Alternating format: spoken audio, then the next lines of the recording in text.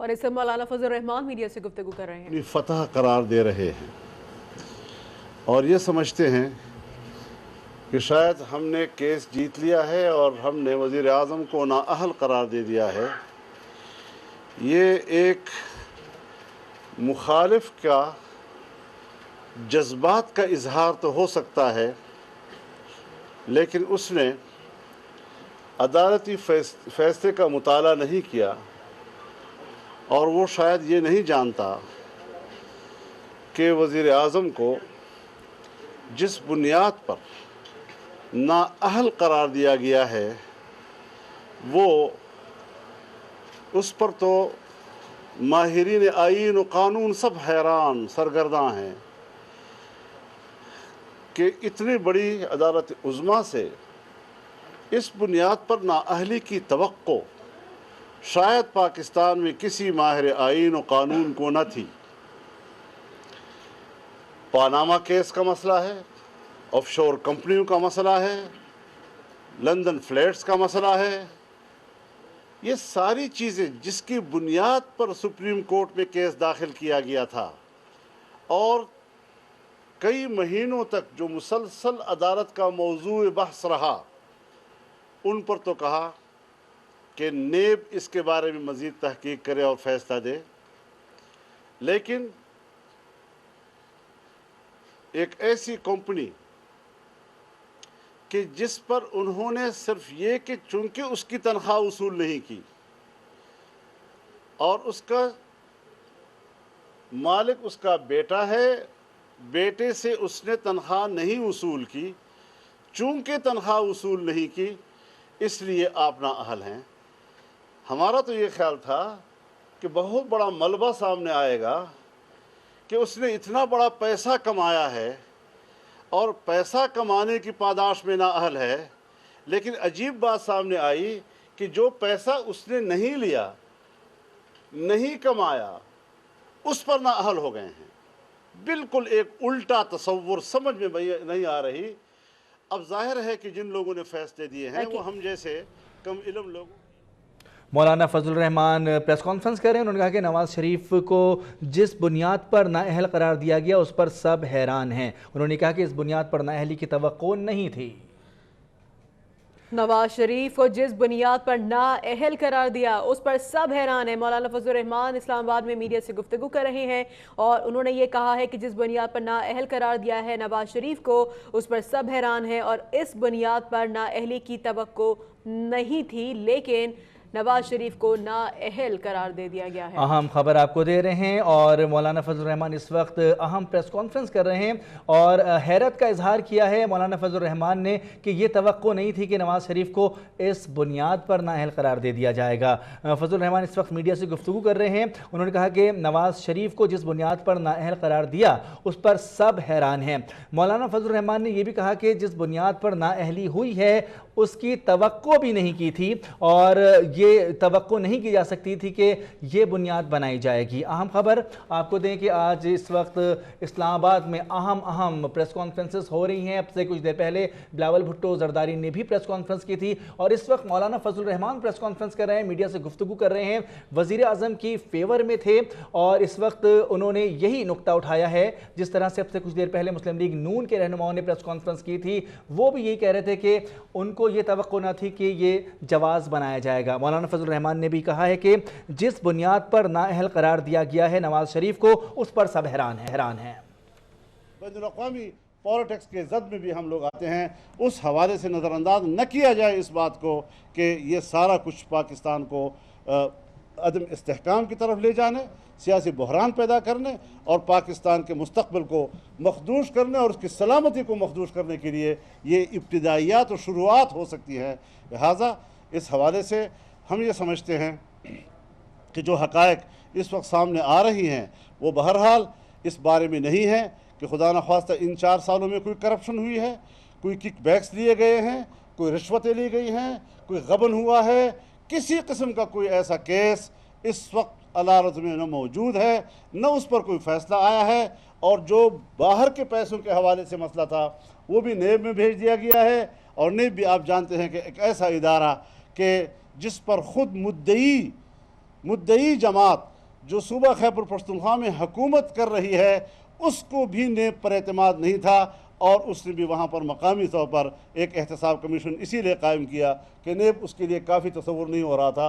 आज उसी में केस डाले जा रहे हैं, और मैं नहीं समझता कि ये तारीख़ इसको इंसाफ के मेयार पर पूरा उतरता हुआ फ़ैसला देखेगी। तो इस हवाले से हम अपनी राय बिल्कुल वाज़ेह कर देना चाहते हैं कि ये मुल्क को बहरान की तरफ धकेलने का एक अमल है, और इस हवाले से अवाम को एतमाद में रहना चाहिए, और ये जो जज्बाती किस्म का उछल कूद है इसकी कोई अहमियत नहीं। आप समझते हैं कि गवर्नमेंट नहीं है, कैबिनेट नहीं है, अमलन इस वक्त कोई चीज़ नहीं है, तो क्या आप एक सियासतदान हैं, ये कानूनी हुक्म आपके आइन में मौजूद है कि अगर ऐसी सूरत हो तो कौन पाकिस्तान को चलाएगा? क्योंकि अमलन गवर्नमेंट नहीं है, अगर गवर्नमेंट ना हो, अगर इलेक्शन हो तो आपको पता है इंटरिम गवर्नमेंट होती है। देखिए, सुप्रीम कोर्ट जब इतना बड़ा फैसला दे रही थी और वो एक वज़ीर आज़म को नाअहल करार दे रही थी, और उसके इल्म में है कि वज़ीर आज़म की नाअहली के बाद काबीना खुद ब खुद तहलील हो जाती है, तो फिर उसको सोचना चाहिए था कि अगर ये एक खला आ जाएगा बीच में तो इसको कौन पुर करेगा, इसका ज़िम्मेदार कौन होगा। अभी हमें ये पता नहीं चल रहा कि इस वक्त जो मुल्क में कोई हुकूमत नहीं है और कोई ज़िम्मेदार नहीं है, इसका ज़िम्मेदार अब किसको ठहराएंगे। जब पकड़ा जाता है तो उससे कुछ रिकवरी की जाती है, यहाँ पे तो रिकवरी का भी कोई सीन नहीं है। चोर पकड़ा जाता है, उसका पता होता है कि कहाँ चोरी की है, उसका पता होता है किस मौके पर की है, किस दिन पे की है, वो कुएं का दिन का है, वो कुएं की जगह कौन सी है। फिर जब पकड़ा जाता है तो उसको रिकवर किया जाता है। क्या पानामा में जो ऑफशोर कंपनियां बाहर बनी हैं, क्या उसका पैसा अब पाकिस्तान में आ जाएगा? क्या फ्लैट्स जो हैं वो पाकिस्तान की मिल्कियत बन जाएंगे? क्या जो यहाँ पर फैक्ट्रियाँ हैं वो पाकिस्तान की कौमी मिल्कियत बन जाएंगे? अगर सब कुछ अपनी जगह पर उसी नवाज शरीफ की मिल्कियत होगा, उसी के ख़ानदान की मिल्कियत होगा, तो फिर एक वज़ीर आज़म ही को हटाना था ना। तो फिर ये सियासी अमल हुआ या फिर ये एक अदालती और इंसाफ? जो आपने आलमी साजिश की बात की है, तो क्या अब इसका मतलब ये समझा जाए कि जाने में या अनजाने में अदालत तो आलमी साजिश का हिस्सा बनी है, एक, और दूसरा 62 और 63 जो है वो ये ज़्यादा जो बड़ी पार्टियां ये तो निकाल देना चाहती थी आइन से। आपने जब इस्लामी ने मिलकर जब 18वीं आईनी तरमीम बोली थी तो आप लोगों ने इसको बचाया। तो 62 और 63 में जब कोई चीज़ छुपाई जाए तो क्या किसी एक वाक़े पे 62 और 63 नहीं लगनी चाहिए? बात यह है कि छुपाना किस चीज़ को कहते हैं।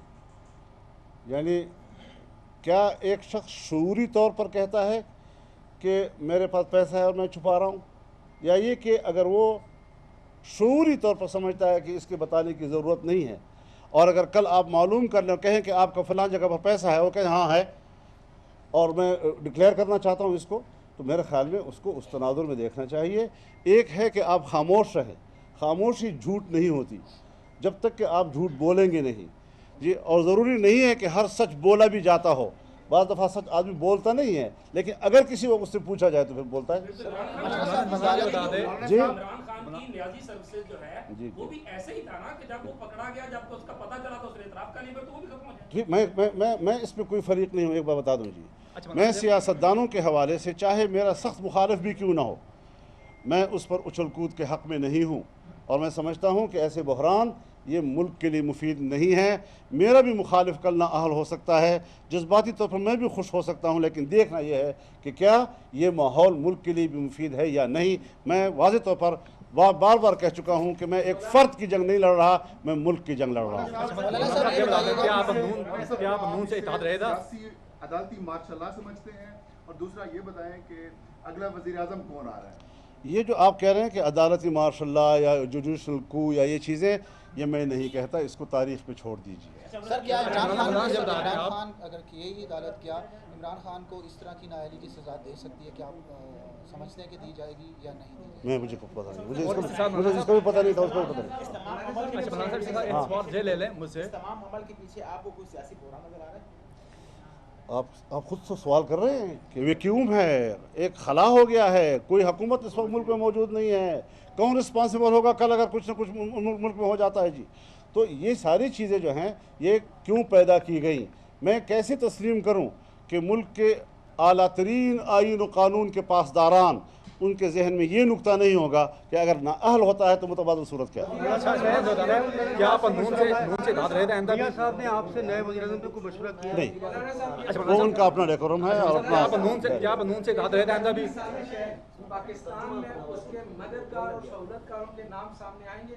किसके? आप कह रहे हैं ये बैरूनी साजिश है करके सियासी बुरहान पैदा हुआ है, तो पाकिस्तान में जो उनके सहूलतकार हैं या मददगार हैं उनके नाम सामने आएंगे? आप बाल के खाल उतार रहे हैं। मैंने एक नज़रियाती बात कह दी है, रिकॉर्ड पे आई हुई है, बार बार कह चुका हूँ कि ये मुल्क कहाँ खड़ा है आपका, और आप इन मुल्कों को इन इक़दामात से उस बहरान की तरफ धकेलने का सबब बन रहे हैं या उससे निकालने का सबब बन रहे हैं। ये है असल। आपकी मुलाकात हुई नए वज़ीर-ए-आज़म के हवाले से कोई नहीं, वो ना मैंने बात करनी है ना उन्होंने हमसे करनी है। उनकी अपनी पार्टी है, पार्लिमानी पार्टी है, उसका अपने इख्तियार के अनुसार। अच्छा मौलाना साहब ये बता दें, मौलाना साहब उम्मीदवार की हिमायत करेंगे जो इलेक्शन अभी प्राइम मिनिस्टर का होगा असेंबली के इजलास के बाद, या अपना उम्मीदवार मतलब? हम मैं तो नहीं समझता कि हम 8 या 10-12 अरकान के साथ कोई उम्मीदवार क्या आप नून से इत्तेहाद रहे थे आइंदा भी? और नून सर एक मिनट, वज़ीर-ए-आज़म चेंज होते हैं, क्या आप अपना वज़ीर तो नहीं चेंज कर रहे? जैद भाई एक मिनट, मेरे ख्याल में जो इस प्रेस कॉन्फ्रेंस का मौजू था वो मुकम्मल हो गया है।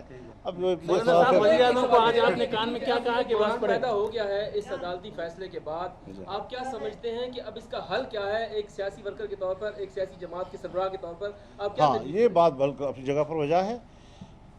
अवाम के सामने भी जाना पड़ेगा, पब्लिक को बराह रास्त अपने मौक़िफ़ से आगाह करना पड़ेगा, और ये कि इस सारी सूरत हाल को बड़े ज़िम्मेदाराना अंदाज के साथ हमें कंट्रोल करना होगा। मैंने यही मशवरा दिया है मियां नवाज शरीफ साहब को कि हमने कोई जमहूरियत के हवाले से बहरान पैदा नहीं करने, जो बहरान पैदा किए गए हैं उससे मुल्क को निकालना है, और जल्द अज जल्द कोशिश की जाए कि फौरी तौर पर एक नई हुकूमत बने, नया वज़ीर-ए-आज़म आए और नई काबीना आए, ताकि इस खला से हम फौरी तौर पर निकल सकें। जी आप PMLN के साथ आपसे अलग तो नहीं हुआ? नहीं, अलग तो नहीं, अलग नहीं हुई।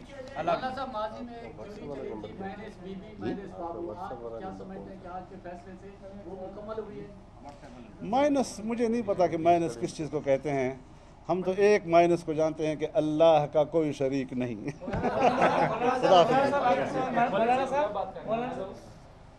मौलाना फजलुर रहमान इस्लामाबाद में मीडिया से गुफ्तगू कर रहे थे और उन्होंने ये कहा है कि मुखालिफिन मुसलसल वज़ीर आज़म की नाअहली के लिए तहरीक चला रहे थे, और जिस बुनियाद पर नाअहली हुई है उस पर माहिरीन और आईन कानून भी हैरान है।